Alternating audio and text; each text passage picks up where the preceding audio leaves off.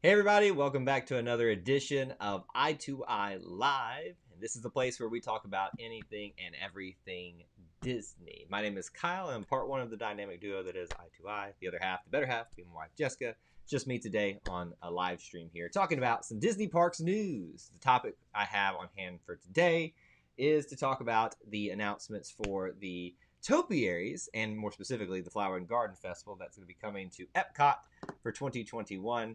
It's a festival that Jessica and I have not actually gotten to experience yet, but we love the idea of it and someday hope to go to it. Don't know if it'll happen this year, but there's always that hope and the goal to go visit those one day. So that's what we're going to talk about. Really, anything that you want to talk about on this live stream, we can. But that's the topic that I have prepared and that I'd like to talk about too. A couple of things before we get started here. Whether you're watching this live or on the replay, we really appreciate you being here. You do me a couple of favors. If you do like the content that you're watching today, if you will make sure you smash that like button, it does help the stream out. If you haven't subscribed, you can do that as well. And you can hit that notification bell so you always know when we go live, because I do these at a random time whenever I have the availability to do so. Also, if you want to help support the content that we do here on this channel, there's a couple ways you can do that. You can watch the videos, be part of the live streams, all that good stuff. Really easy, right? It's usually the fun stuff. But you can also do things like join the Power Line. It is our channel membership program. I have put the link in the description for you if you'd like to go check that out. You can join for as little as $1.99 a month. Get yourself some perks, access to stuff before anybody else. Go over there and check it out. See if it's worth your while. And you can help support the content that we do here. We also announced yesterday that we started another channel specifically dedicated towards our Disney Parks videos. I'll share a little bit more about that as we go on, but I know y'all are ready to get into the actual content today, and that's enough of me sharing at this point. So as you do come in, please do make sure you say hello to whoever's here, and hello to me, obviously, as well. But JM's here. Good to see you, JM. Leonard down. Thank you, Leonard, for sending me that message earlier, and obviously, we've connected a little bit about that. We'll be in touch later on. But thank y'all so much for being here today. I'd like to personally ask, has anybody else been to the Flower and Garden Festival right now? Yes or no? Have you been to the Flower and Garden Festival? You can even reply if you're watching on the replay as well. Don't be shy. I don't bite too hard. I hit the like and been a subscriber for over a year. Yeah, Leonard, you have been around for quite some time. We really appreciate that. A lot of y'all that we know have gotten to know a lot better since the time we've been here. So I really appreciate a lot of you that have stick around with us through all the changes and stuff that we're going on and stuff right now. But have you been to the Epcot Flower and Garden Festival? JM says no. Leonard says yes. So that's a great different perspectives already. And I'd love to know, for you, Leonard, do you like the Flower and Garden Festival over some of the other ones there? For those that say no, like JM, do you think that you'd like the Flower and Garden over the Food and Wine Festival, Festival of the Arts, Festival of the Festival of the Festivals? It feels like Epcot's always got a festival, doesn't it? I don't think that there's a time these days where they don't have something. They've got the Festival of the Holidays. How could I forget that? That's basically. I don't know that they really treat it the same way they do the arts, Flower and Garden, and Food and Wine, because it's so short. I mean, it's really from like I think Food and Wine stops about mid-November and switches over to the Festival of the Holidays. So it depends, I guess, on what it falls. The Topiaries are awesome, and Leonard says I've been to all the festivals. So we have only been to Food and Wine Festival. Honestly, as Jessica and I say, we are just fatties at heart, and we just love to eat and eat and eat. I probably should do a lot better about watching what I eat at Disney, but it's just too much fun to not do that. Food and Wine is the best. Holidays is the second best. Now, I will say, when we were there recently, and we'll be putting some of these videos on that new Parks channel of us visiting during the holidays there, I had some pretty good experiences.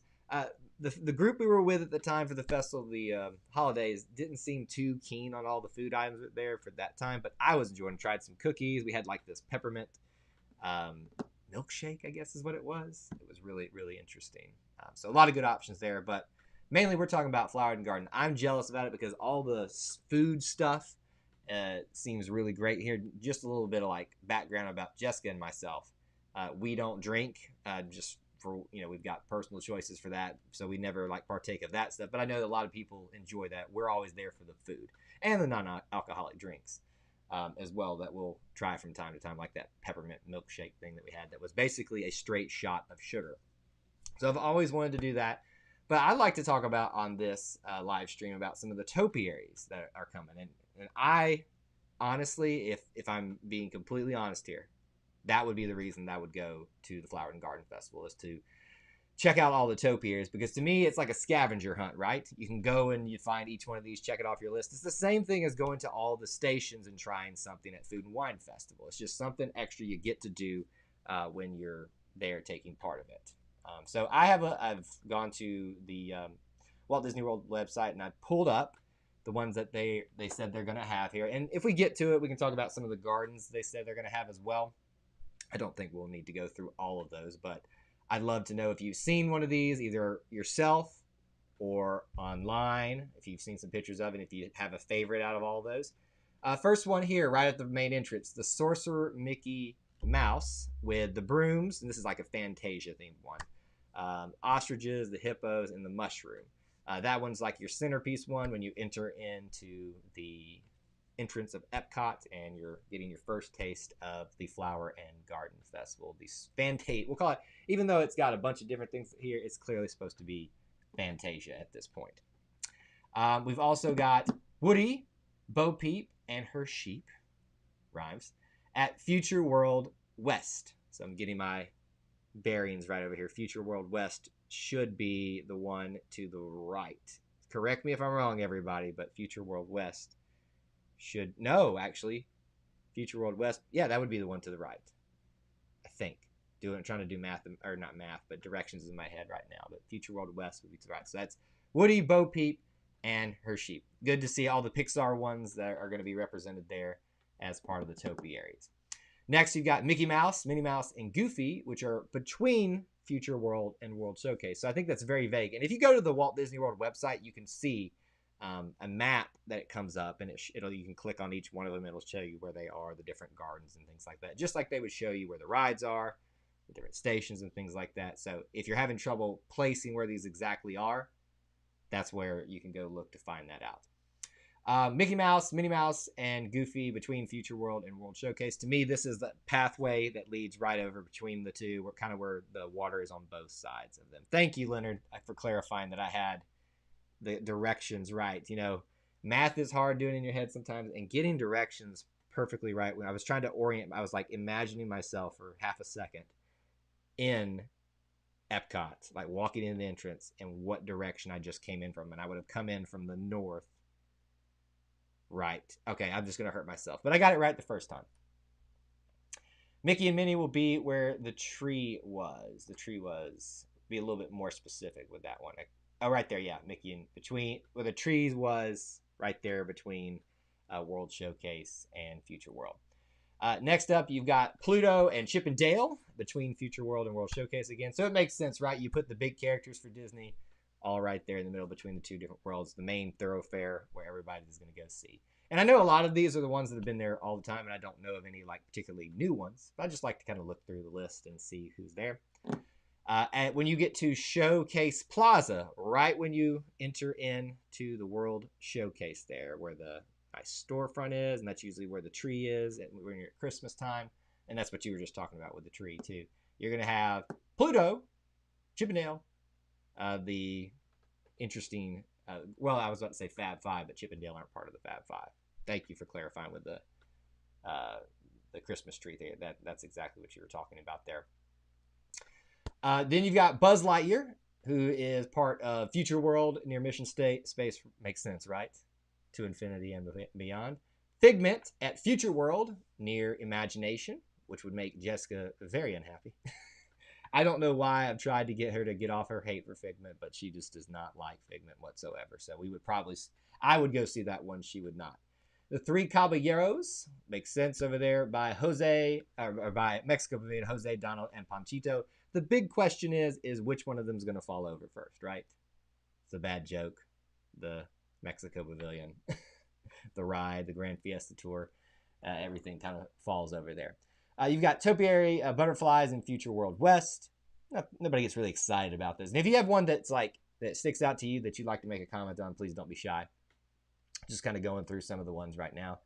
Anna and Elsa in Norway. I would imagine that is one that has all the little girls stopping at and taking pictures with, especially when it was the height of the, Frozen mania. Speaking of which, are we out of that period just yet? Are we out of like Frozen mania? Does anybody like think that that's kind of had its time and moved on? To me, it seems like it. There was a time when Jessica and myself, we were walking through the parks and we would like start keeping a number count. And I think the year after all that stuff, after it came out, we counted like 150 within like 4 days of being in parks of Anna's and Elsa's that were dressed up, just being there. The Butterfly Garden is beautiful. I mean, they usually are. You can see these not just at Disney World, but like zoos have them a lot, or botanical gardens. Yeah, you can see a lot of cool species of butterflies in there, and obviously the topiaries as well. We'll keep moving right along here. We've got a dragon topiary in Japan near the Torii Gate, whatever that means right there. The pandas in the China Pavilion. So I like how they kind of give some of the other pavilions, not just the Disney characters, but something else to kind of go see there. Like in Norway, we skipped over it. They have a troll as well. I gotta learn how to talk. In Mexico, I don't know what they could do. They could do a sombrero topiary. That would be really, and that'd be very colorful as well. You could see all that kind of worked in there.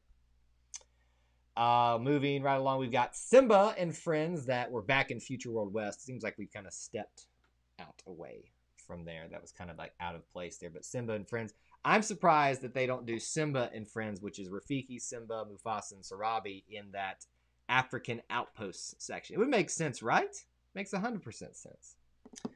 I love the Three Caballeros. Now, JM, I have to ask, are you a big fan of the ride, Three Caballeros? And if that's and if so, would you be okay with it becoming Coco one day? We had a discussion like that on another video we did. I don't remember. I'll put a link for it in here, but we discussed there was somebody who came up with the Imagineering ride, or Imagineer to ride, that fit the Coco story into it beautifully. And as much as I like Donald, huge Donald fan here, even though I'm wearing a Mickey shirt, I would really love to see that come, because I think it would be a great incorporation of a very much deserved movie. The ones in England are great, usually Pooh and Gang. Speaking of which, let's move on down and talk about those. We'll come back to some of the other European ones, but since you brought up the United Kingdom, where it seems like everything is, you got Kermit and Miss Piggy. Nice to see the Muppets being included there. That's actually between UK and Canada.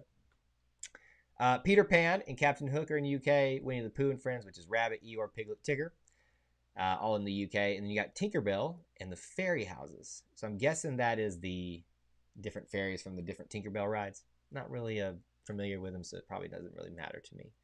I don't know why you would put them in the UK other than, I guess, being related to Peter Pan. I guess that makes sense. And then near Future World East, near Mouse Gear, which is not there right now. I mean, I guess it did come back in some format. Bambi and Friends, you can see over there. So a lot of different topiaries that you can go out and see. Oh, we skipped a couple of the, let me jump back here and remove this one right here. What did you say? I think the ride is okay. Yeah, I mean, I'm not saying it's like the greatest ride out there. It's not something I get super excited to go do every single time, but I'll do it if it's an easy ride, right? So it's probably something even if you're a huge Caballeros fan and you like the ride, it's probably something we can all agree that could use a little bit of change. Kind of like we talked about yesterday on the live stream of the Jungle Cruise things that are coming, even if maybe they're a little bit controversial whether they should happen or not. A freshening up may be time, and that may be the case for that as well. The other topiaries we did not mention just yet. Snow White and Dopey, these makes a lot of sense to be in Germany since it's a German tale. We've also got Lady and the Tramp in Italy. You know, this is the night. Even though I think the story is not in Italy. Correct me if I'm wrong. I think it's in the United States, but there's an Italian theme to it with a restaurant and all that kind of stuff. France, two obvious choices here, Beauty and the Beast, and that's the one in the image that we had for this live stream. And Remy in France, which I would imagine is going to go beautifully back there. And wouldn't it be convenient, because they've opened up that back section now where you can go see the Remy's Ratatouille Adventure Pavilion Plaza at least a little bit. Wouldn't it be nice if they open it up on Flower and Garden Festival for that? That would be amazing to go check that out. I'm really excited for that ride because it's really given something to draw more to that side of the World Showcase, which has been very much needed for a while. So of the ones that I have said, which one do you think would be your favorite that you have seen, that you would like to see, even if you haven't been there? So Leonard says it's in Italy. See, maybe I'm thinking of, because I'm thinking back to the sequel, direct-to-DVD or movie sequel, where I thought it was based in America because they were celebrating the 4th of July, I thought. And maybe I could be wrong. And that maybe the original concept of it was based in Italy, but somebody will have to correct us on that one. So which of those topiaries would be your favorite? Me looking at this list, I probably would definitely want to go see the Buzz Lightyear topiary because I think that's a cool area of Future World. Obviously, I've got to go see Donald and Huey, Dewey, and Louie over at the World Showcase Plaza. I probably, honestly, would want to go see the Muppets one, just because you don't see a lot of representation for the Muppets in the park. And so every chance we get to see one of them there, I think we should take the opportunity to do that. I do like the idea of doing some of the more not Disney themed topiaries in the pavilions themselves. Like you had the troll in Norway, you had the pandas in China, you had a dragon in Japan. What are some of you guys have any ideas for things that they could use other than Disney characters as topiaries in each of those areas if they're not already doing it? Emperor's New Groove needs more love in the parks. Absolutely. So if we ever get that Brazil, I know it's not Brazil where it's based, but technically Morocco and Aladdin don't go together, but it's the closest thing to it, and that's why you see Jasmine and Aladdin appear there sometimes. So you could tie that in if you get a Brazil. There's been some like rumors and discussion that maybe even Peru, which is where Emperor's New Groove would be a pavilion that would come. Personally, I do think it's time to get a South American country there. I want a South American country, and I want an African country, a true African, well, not true African, that's not nice to Morocco, a more, what we think of traditional, like a South Africa or something like that. Oh, and I want an Australia as well, if I'm really being honest with the things that I want. Not that that really matters. But yes, Emperor's New Groove would be a great topiary to see Cusco the llama there as well. Bambi, Thumper, and Flower are good topiaries. They look great. I bet they do. Love to go see those ones. They look great. Kermit riding the bike is great too. Oh, I forgot that he's riding a bike in that one. Favorite is Tigger and Pooh and the Gang. I would love a panda in the China Pavilion. I think it is there. It is going to be there this year if it's not been there before. I think if you look at some of the other pavilions, Germany, I think a Stein, because that's beer garden and all that kind of stuff is what they're known for. So I think a Stein there would be hilarious to see. A topiary pizza in Italy, and I know I'm being like slightly stereotypical here with some of the things, but these are some of the things that we think of when we think of these types of areas. So nobody get too offended here. We already talked about Japan, America.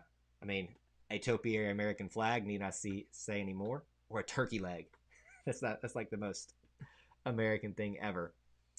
I'm actually kind of having fun with this now. I'm kind of thinking through all of these. France, some kind of French dish, or the Eiffel Tower topiary. That would be, of course, they've got the Eiffel Tower in the back of the pavilion that you can go see. That'd be a fun one to make. So that's what I would love to do, is go back and see how the topiaries are actually made and how much prep time and what they have to do to actually create them happens. And you do it all in one night. So, but there's a lot of work that goes in behind the scene. Canada, there's not a Disney character there. What about Brother Bear though? Maple Leaf would be a great, just non-Disney topiary to have there. England, topiary London Bridge. That'd be good. Italy, oh, that's a great idea, Leonard. Italy, Leaning Tower of Pisa would be a great one. These are all, we're talking miniature versions of them too, so think of that. Or Buckingham Palace for England would be a great choice.